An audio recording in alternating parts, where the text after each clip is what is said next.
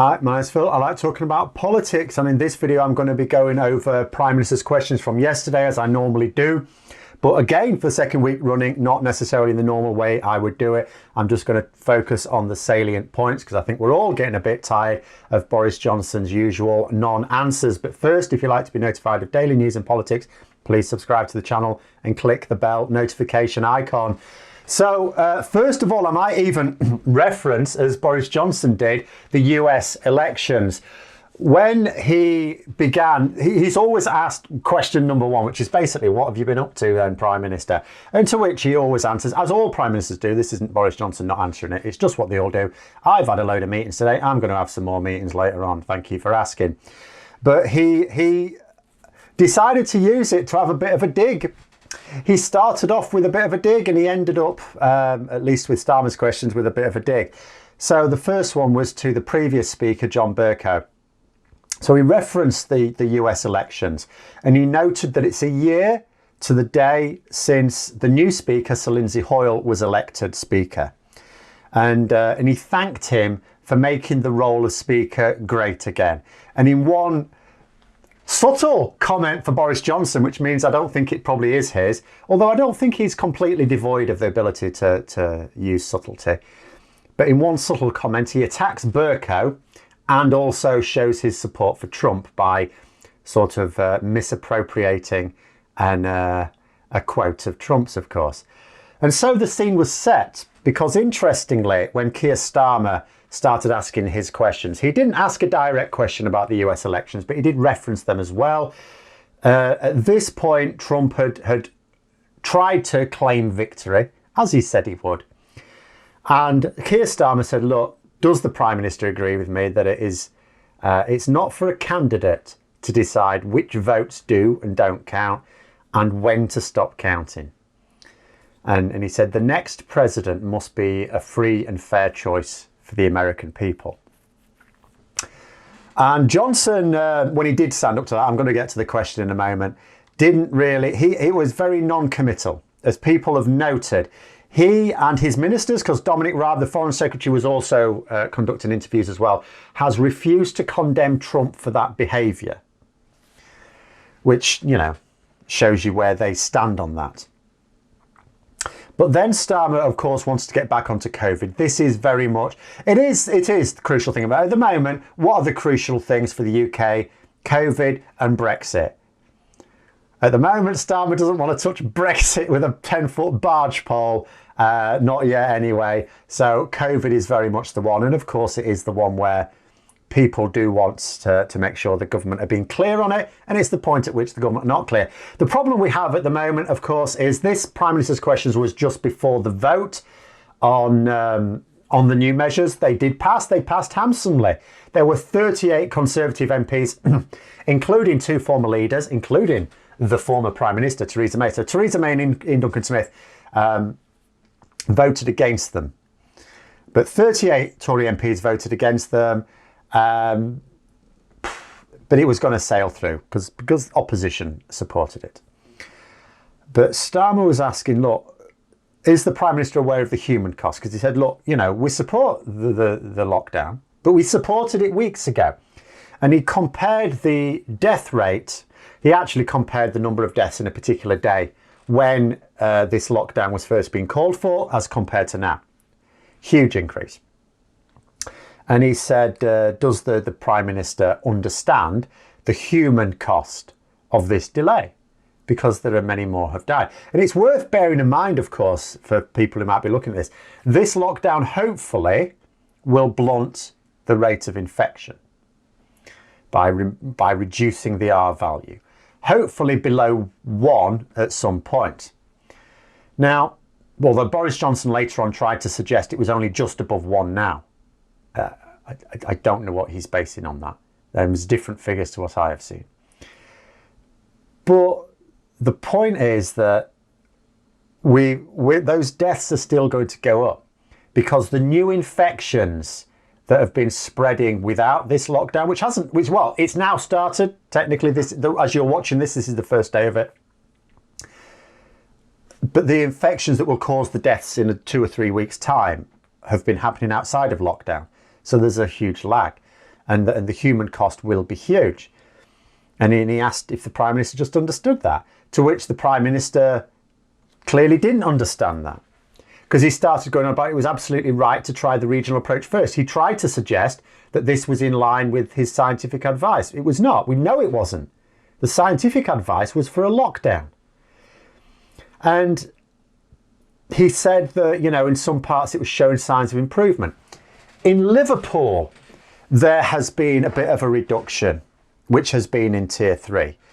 That in itself doesn't really demonstrate that it was working. And let's say it were. Let's say that this was evidence that it was working and maybe we should stick with it. Here's the thing. Why didn't he then?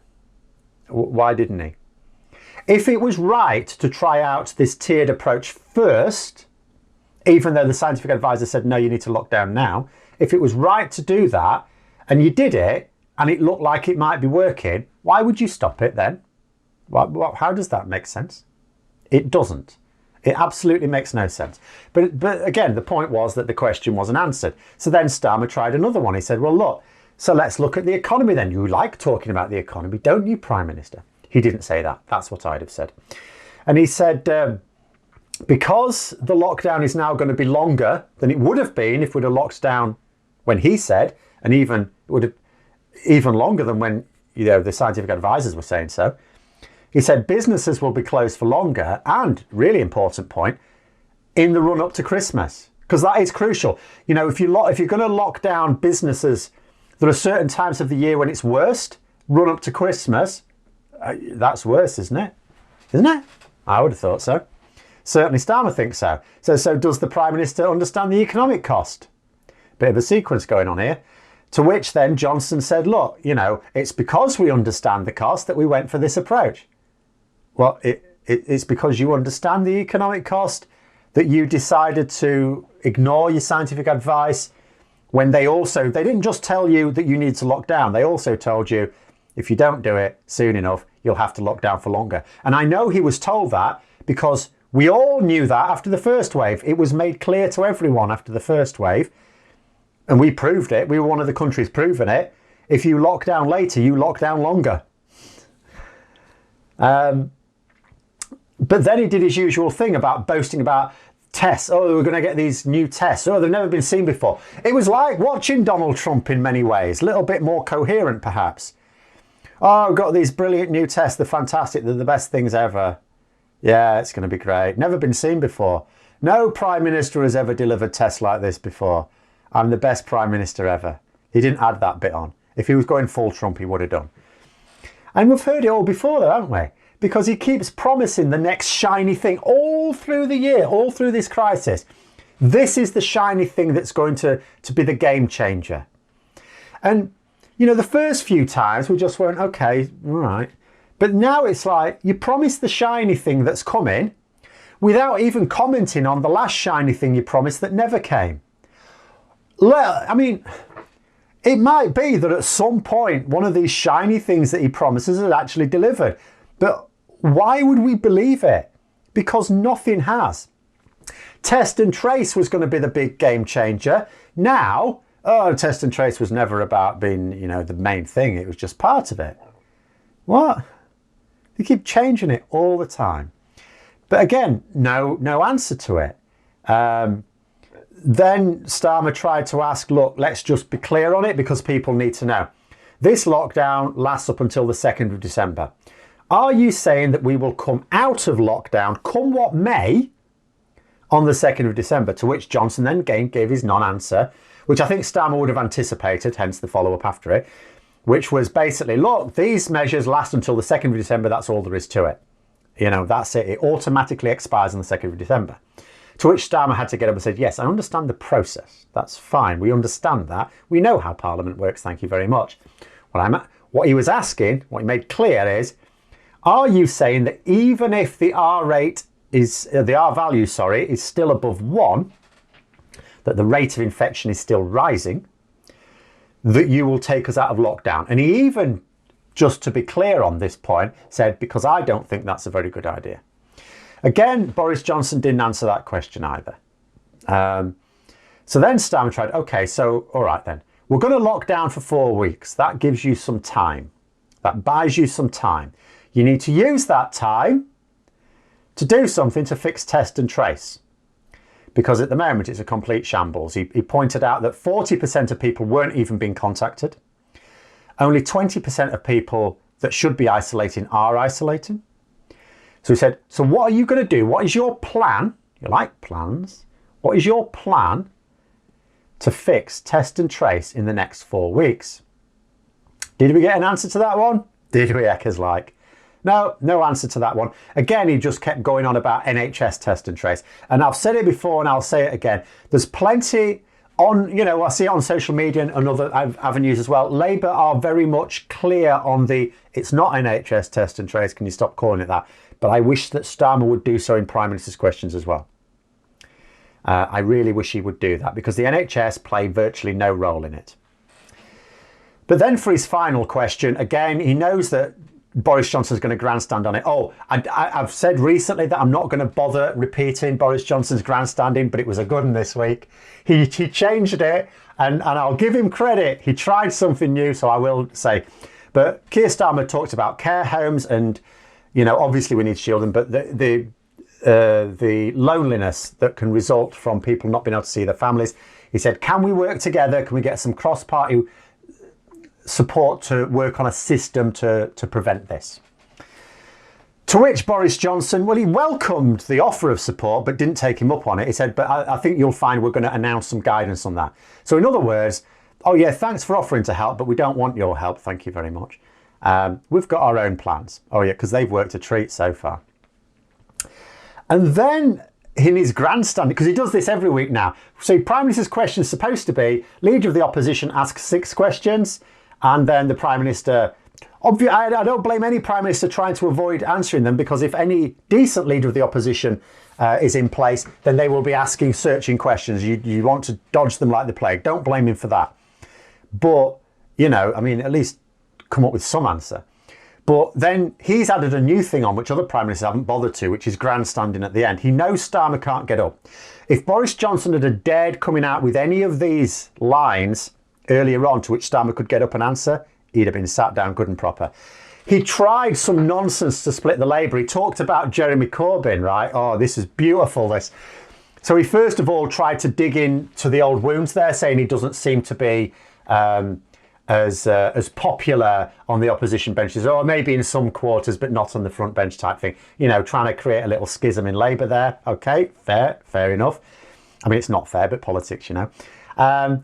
But the weird thing was, so he praised Corbyn. He said, oh, I wrote this article that Corbyn wrote, and he was praising our efforts, blah, blah, blah, blah, blah. To which I'd be thinking, I haven't read this article that Jeremy Corbyn's written. I'm not sure he is praising the Conservatives in it, but the general gist of it was he's supporting our actions and stuff like that. Anyway, let's just say. So what he's saying at this point is that Starmer should be more like Corbyn with the praise. But then what he said is, and he should be more like Blair. And Tony Blair would never have stayed in Jeremy Corbyn's shadow cabinet for 4 years. I'm thinking, hang on a minute, you started this grandstanding by praising Jeremy Corbyn and then ended up slating him at the end. So you're praising Jeremy Corbyn and then you're saying that Starmer should be more like Blair, who wouldn't have had anything to do with Corbyn. Are you trying to praise Corbyn or not? Because I'm not getting it. I'm not getting it. Anyway, that was that. SNP Ian Blackford brought this furlough scheme in again. I mean, this is it's the obvious. I say it's like a dog with a bone for it. It's not a criticism. It's the obvious line to push. Just as COVID is the obvious line for Labour to push, the furlough scheme is the obvious one for the SNP to push. And on Monday, Boris Johnson promised that the full furlough scheme, 80%, would be available in Scotland as well if they needed it for their lockdown. But Ian Blackford noted, but some of his ministers seemed to rein back on that promise later in the week. So he asked, so what is the position? Basically, he wanted Johnson's specific promise. To which Johnson just said, look, furlough is a UK-wide scheme. Didn't actually answer the question at all. So then the SNP said, look, I know what you said on Monday. And you know, and he again made clear, he quoted him basically. He said, look, what we need some is clarification on what this promise means exactly.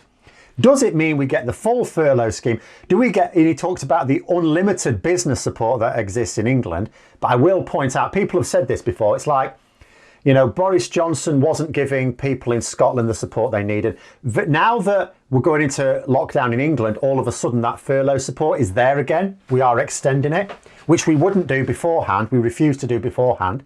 Now we're extending it. Some people are saying, oh, this is, as soon as England needs it, all of a sudden it's all right then. That's not the case. It's a little bit racist, that actually. Don't say that. Because you will notice that in the north of England, we also needed it and it was not forthcoming. What this is, it's not about England or Scotland or anywhere else.